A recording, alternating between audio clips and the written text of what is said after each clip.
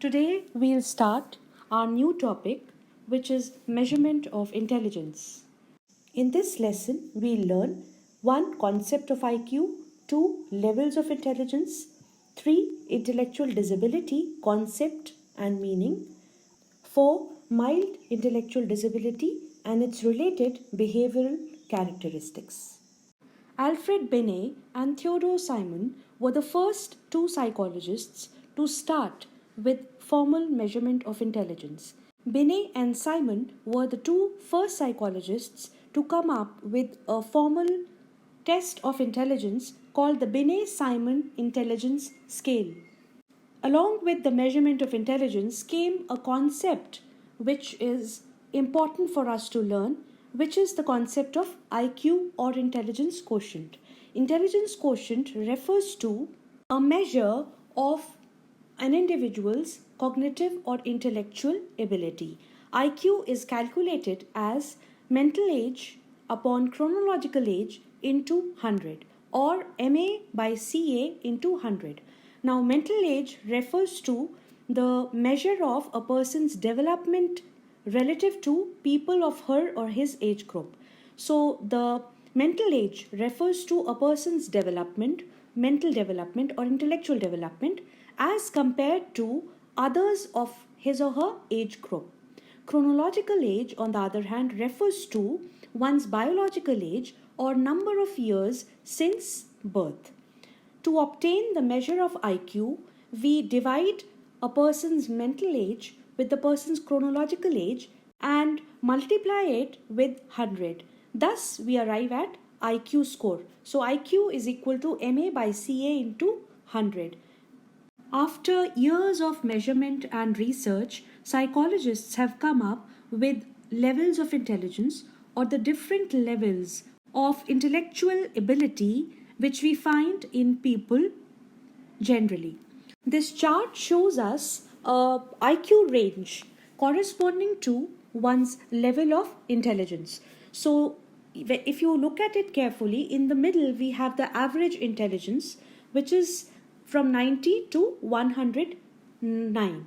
So, this is the range within which most of the people around us fall.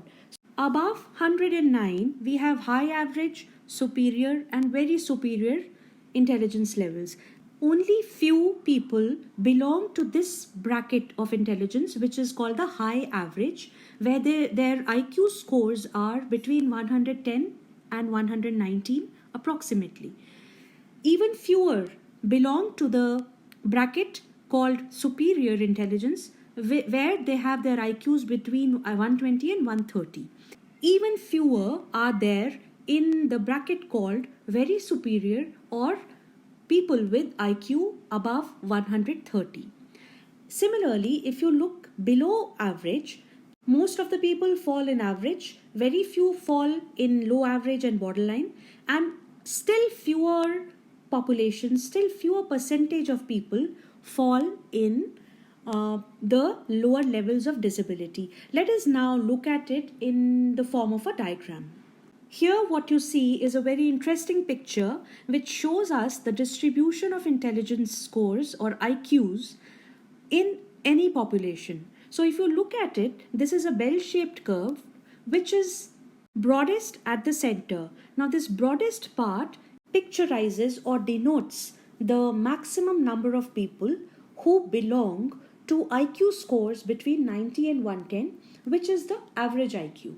Now, as we move towards the right, where the scores are moving from 110 to 180, we notice that the number of people falling in these IQ scores are lesser. Similarly, if you look at the left-hand side of the average score, which is scores below 90, we have lesser number of people. So the maximum number of people fall in the middle area or the middle range, which is 90 to 110, or which is the average intellectual ability, which is called the normal IQ between 90 to 110.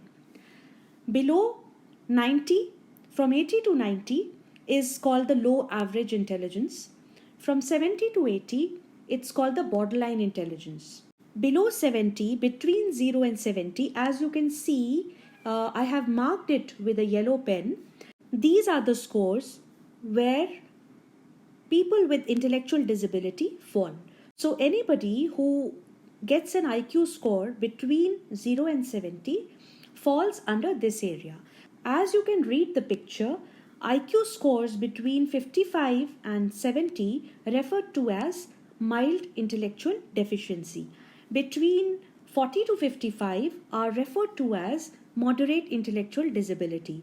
Between 25 and 40 are referred to as severe intellectual disability, and below 20 or 25 is referred to as profound intellectual disability. Similarly, if you look towards the right end of the curve, where I have shaded it with blue marks, IQ levels beyond 130 are considered as indicative of very superior intelligence. IQ scores between 120 to 30 are referred to as superior intelligence, whereas between 110 to 120 are referred to as high average. So this picture is a representation of any population. If you look at this picture, the central part, which is the broadest, denotes or picturizes the maximum number of people who fall between IQ scores of 90 to 110.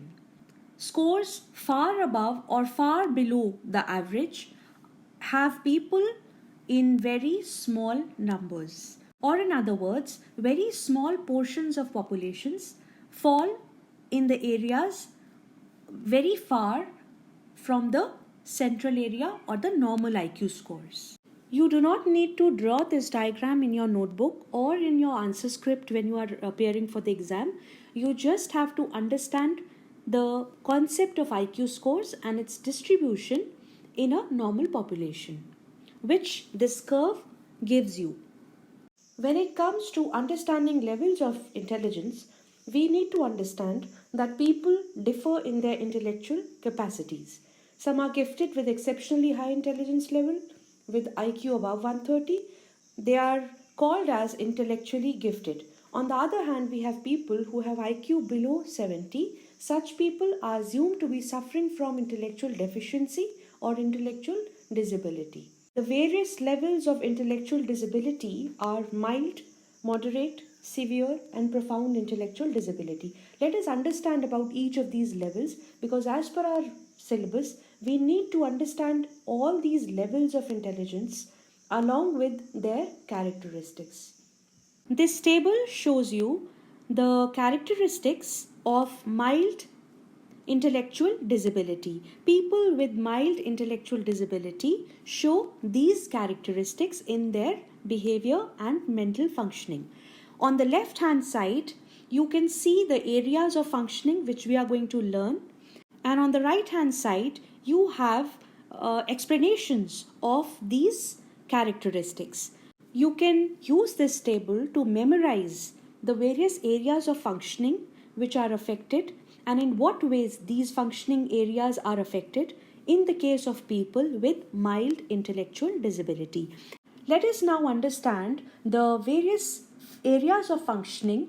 Let us understand the meanings of these areas of functioning, which will help you to memorize this table in a very easy manner. So if you know the meaning of these areas of functioning, it will be very easy for you to memorize the whole table, not only for mild intellectual disability, but for all the levels of disabilities which you are required to learn as per the requirements of your syllabus.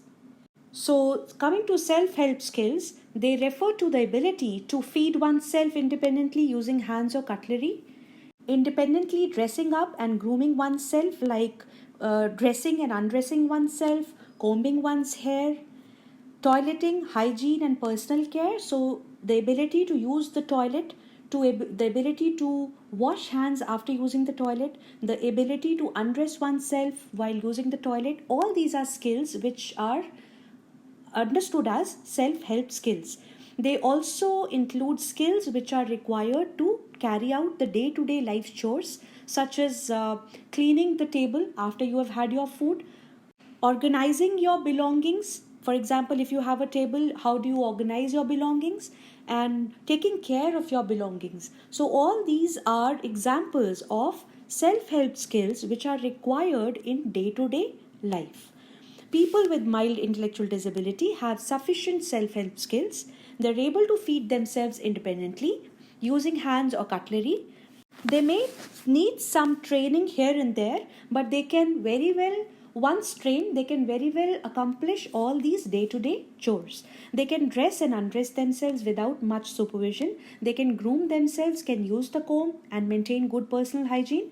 They can also take care of their toilet needs and are able to carry out the required personal hygiene after using the toilet. Once trained, these people with mild intellectual disability are able to carry out day to day chores and are able to organize and take care of their belongings in a very efficient manner. Speech and communication involves the ability for receptive language, which is the ability to receive language or to comprehend or understand the meaning of words, sentences in spoken or written form. Expressive language refers to the ability to use words or sentences to convey meaning. So, receptive language is when you comprehend or you understand when something is spoken to you or something which you read. Expressive language is your ability to use words and express yourself or convey meaning to others through language. People with mild intellectual disability have sufficient language skills. Their receptive and expressive language can be sufficiently developed for them to communicate effectively in day to day life. So, for people with mild intellectual disability, speech and communication is not much of a problem. Coming to the academic skills involve the abilities such as learning, reasoning, problem solving, and so on. People with mild intellectual disability have limited capacity for cognitive functioning. They usually study up to 3rd to 6th grade with great effort. Often, the learning environment for mild disability people requires lesson modification on the part of the instructor. People with mild intellectual disability are slower in grasping concepts than their peers. So they always maintain their academic achievement below 2-3 grades as compared to peers of the same age. So, for example, a child with mild intellectual disability at the age of 10 will perform in intellectual performance or academic performance as a second grader or maximum third grader. So, the academic performance of people with mild intellectual disability always lags behind by 2 or 3 years below the chronological age. Social skills include skills such as ability to communicate in social situations, ability to understand social rules of behavior, ability to listen to others, and ability to understand others' perspective. People with mild intellectual disability are usually able to form friendships with peers. They have the capacity to accommodate and adjust with others in social situations. So, such people are fairly good at forming friendships in their social situations. Vocational skills refer to the skills required for placement in specific jobs or trades, such as the skill of hairdressing or tailoring or carpentering. So, these are some of the examples of vocational skills. People with mild intellectual disability are able to acquire vocational skills upon training. In fact, the cognitive limitations because of intellectual disability makes vocational training an even better option to promote self-sustenance and economic independence among people with mild intellectual disability. We just now understood that academically, people with mild intellectual disability cannot go beyond 3rd to 6th grade. So, maximum level of academic achievement which they can achieve is 6th grade. So, it's always better for people with mild intellectual disability to be trained in vocational skills which enables them to become economically self-sustaining and independent. Adult living is another area of functioning of normal human beings which involves life events such as marriage and having children. People with mild intellectual disability generally have no problems in living a normal life like any other adult. They generally get married, have children, and are able to take care of their families as other people of their age do. So I'm pretty sure that after understanding the meaning of various areas of functioning such as self-help skills, speech and communication, academic, social skills, vocational skills, and adult living, you can very easily understand this whole table and memorize it for your examination. That is all for today's lecture. In our next lecture, we look at the detailed characteristics of people with other levels of intellectual disability, such as moderate, severe, and profound. After this, we'll also understand the characteristics associated with intellectual giftedness.